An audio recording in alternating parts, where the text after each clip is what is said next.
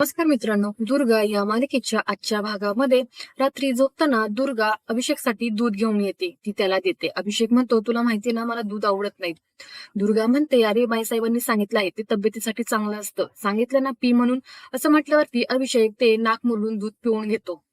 पुढे अभिषेक म्हणतो, तुझं लॉकेट मला सापडलं, तुझी सापडत होतीस ना. ते लॉकेट पाहून दुर्गाला हायसं वाटतं. दुर्गा म्हणते, हे लॉकेट माझ्या खूप जवळचं आहे. मी जेव्हा जेव्हा संकटात असते त्यावेळेस मी ह्या लॉकेटला जवळ करते. पुढे दुर्गा म्हणते की अभिषेक, मी तुला म्हटलं ना की मला काहीतरी सांगायचं आहे. तर पाठीमागून अभिषेक हा ऐकत असतो. तर दुर्गा सांगते की मला तुला एक खूप महत्वाची गोष्ट सांगायची होती. मी याआधी सुद्धा तुला सांगण्याचा तो प्रयत्न केला. माझे वडील हे शिवगडचे आमदार होते. या घरासोबत माझं नातं आहे. त्यांना एका खोट्या रेप केसमध्ये अडकवलं गेलं. ते त्यांना सहन झालं नाही, त्यामुळे त्यांनी आत्महत्या केली. आणि त्याला जबाबदार तुझे वडील दादासाहेब आहेत. दादासाहेबांच्या खोट्या केसमुळे माझ्या वडिलांनी आत्महत्या केली.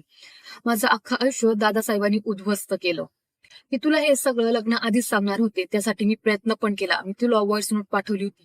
पण ती तू ऐकलीच नाही. ती अजिंक्य दादांनी ऐकली आणि त्यांनी ती परस्पर डिलीट पण करून टाकली. त्यानंतर सुद्धा लग्नाआधी मी तुला सांगायचा प्रयत्न करत होते. असं म्हणत असताना दुर्गा मागे वळून बघते तर अभिषेक हा गाढ झोपून गेलेला असतो.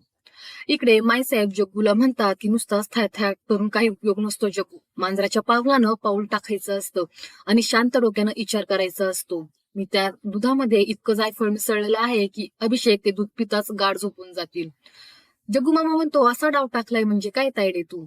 तर इकडे दुर्गा अभिषेकच्या डोक्यावरून हात फिरवत म्हणत असते की अभिषेक, एक दिवस मी तुला माझं सगळं सत्य खरं खरं सांगून टाकेल. त्यावेळेस मला विश्वास आहे की तू माझ्यावरती विश्वास ठेवशील. जग्गू मामा म्हणतो की तायडे, पण आपण आजचा दिवस कसा तरी मॅनेज केला. रोज थोडी ना आपण त्याला जायफळ घालून झोपवणार आहोत. मायसाहेब म्हणतात, यावरती माझ्याकडे एक जालिम उपाय आहे. वन टाइम उपाय. यानंतर सीन चेंज होतो. दुर्गा इथे काळोखामध्ये ओरडत असते की मी कुठं आहे, मला प्लीज इथून बाहेर काढा. त्यावेळेस ती देवीचं रूप असलेली बाई पुन्हा येते आणि ती दुर्गाला म्हणते की पोरी, तुझं लग्न झालं, तुला तुझा नवरा मिळाला. पण हे वादळ काही शांत झालेलं नाही. हे वादळ अजूनच उठून आलेलं आहे. काळ शिकार करायला येत आहे. त्यावेळेस दुर्गा म्हणते, काय म्हणजे अभिषेकच्या जीवाला काही धोका आहे का? प्लीज मला सांगा, मी काय करू. त्यावेळेस ती देवीचं रूप असलेली बाई हात करत दाखवते की ते बघ, तीच तुझ्या मदतीला धावून येणार. तिथे देवीचं रूप असलेला एक प्रकाश झोप येतो.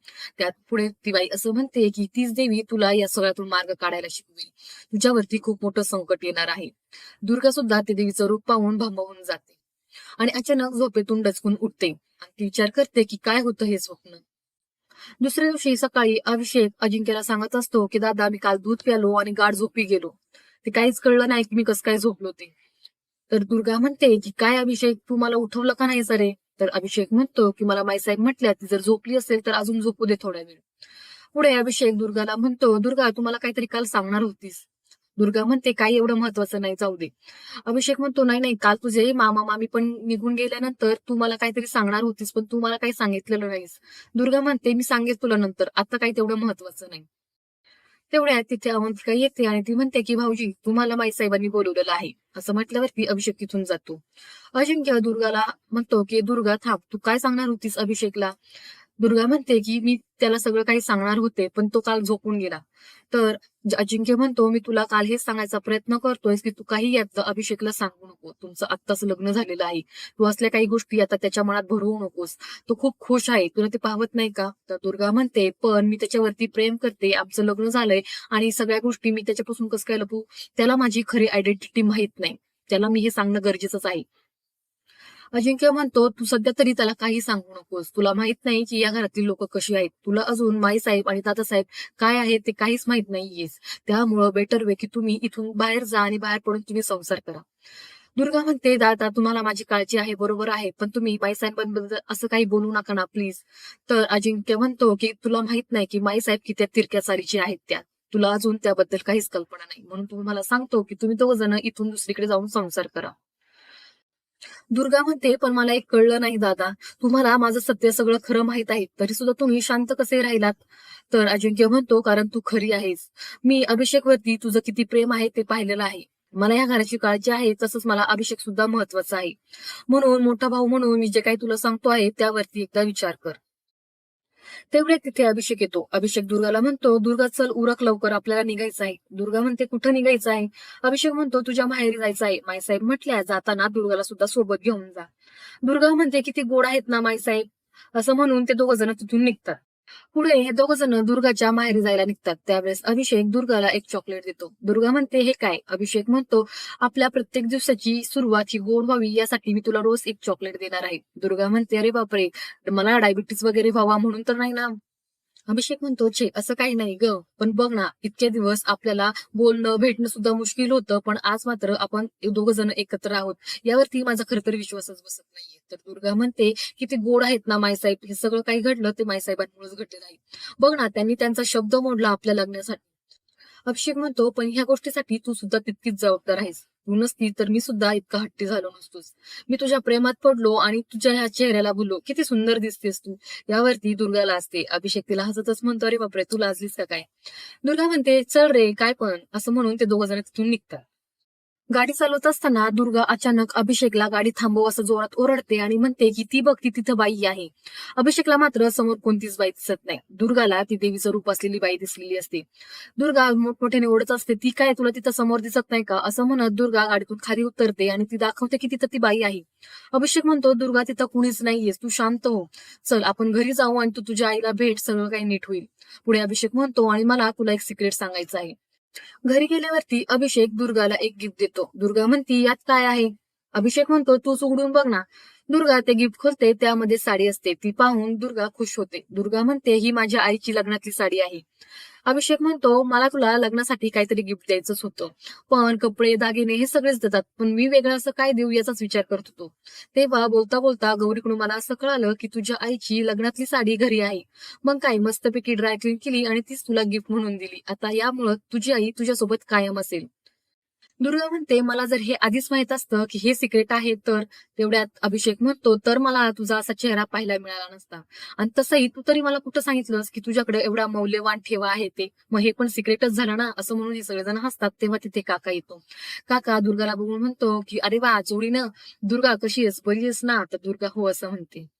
जावई बापू कसे आहात, मस्त ना? तर अभिषेक म्हणतो, मी मस्तच आहे, पण प्लीज मला अरे तुरे मध्येच बोला, मी तुम्हाला मुलासारखंच आहे. तेवढ्यात आतून आवाज येतो की दरवाजा उघडा, मला बाहेर येऊ द्या, असं दुर्गाची आई आतून ओरडत असते. त्यावेळेस अभिषेक जातो आणि दरवाजा उघडतो. अभिषेकला पाहून दुर्गाची आई म्हणते, तू तू इथं आलास पुन्हा एकदा? तर अभिषेक म्हणतो, हो मी इथं आलेलो आहे. ती तेवढ्यात दुर्गाला बघते. दुर्गाला बघून म्हणते, रखमा तू, तुझं लग्न झालं? तेव्हा अभिषेक म्हणतो, हो आमच्या दोघांचं लग्न झालेलं आहे. ते त्या दोघांना बघून दुर्गाची आई खुश होते आणि ती म्हणते की तुमचा जोडा खूप सुंदर दिसतोय. रखमा तू खूप सुंदर दिसतेस. पुढे काका दोघांचा मानपान करतात. त्यावेळेस दुर्गाची आई तिथे येते आणि ती 2 सोन्याच्या बांगड्या दुर्गाला देते आणि सांगते की आता माझ्याकडे द्यायला तुझ्यासाठी काहीच नाहीये. या बांगड्या मला आमच्या ह्यांनी केल्या होत्या. त्या मला दुर्गाला द्यायच्या होत्या. पण जाऊ दे, मी दुर्गाला दुसऱ्या करून देईन. पण सध्या ह्या तू घे. असं म्हणत ती दुर्गाला बांगड्या देते. त्यावेळेस दुर्गा तिच्या आईच्या गळ्यात पडून रडते. पुढे अभिषेक दुर्गाच्या आईला भरवत असतो. त्यावेळेस काका म्हणतो, तू काय जादू केली आहेस ना कुणास ठाऊक. एरवी मावशीला मी इतका आग्रह करत असतो जेवण्यासाठी, पण त्या काही जेवत नाहीत, पण आता बघ ना कशा मागून मागून खातायत. दुर्गा हे सगळं खिडकीतून पाहत असते. ते पाहून तिला खूप बरं वाटतं. गौरी दुर्गाला म्हणते की, ताई तू सगळं काही अभिषेकला सांगितलंस का? तो एवढा शांत कसा? दुर्गा म्हणते, मी त्याला अजून काही सांगितलेलं नाही, पण गौरी मला त्याला सगळं काही लवकर सांगायचं आहे ग. गौरी म्हणते, ताई प्लीज तू आत्ता त्याला काही सांगू नकोस. आत्ता तुमचं लग्न झालेलं आहे, थोड्या गोष्टी सोळीत चालू दे. दुर्गा म्हणते, पण जर ही गोष्ट त्याला जर बाहेरून कोणाकडून कळाली तर मग तो मला कायमचा सोडून जाईल. गौरी म्हणते, हेच म्हणूनच मी तुला सांगते की आत्ता तरी तू त्याला काही सांगू नकोस. पुढे मोहिते पॅलेस वरती दुर्गा स्वयंपाक बनवत असते. त्यावेळेस तिला पडलेल्या स्वप्नांचा ती विचार करत असते. तिथे माईसाहेब येतात, तिला हात लावतात. त्यावेळेस दुर्गा डचकते. माईसाहेब म्हणतात, काय झालं एवढं, कसला विचार करताय?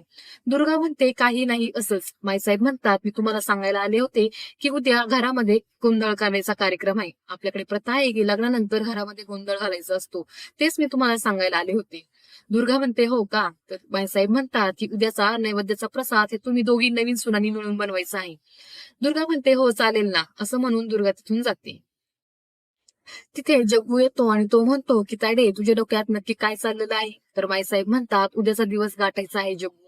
उद्याचा मुहूर्त चांगला आहे, गोंधळामध्ये एक बळी द्यायचा आहे. तर जग्गू मामा म्हणतो, आपल्याकडे गोंधळामध्ये बळी द्यायची प्रथा नाही.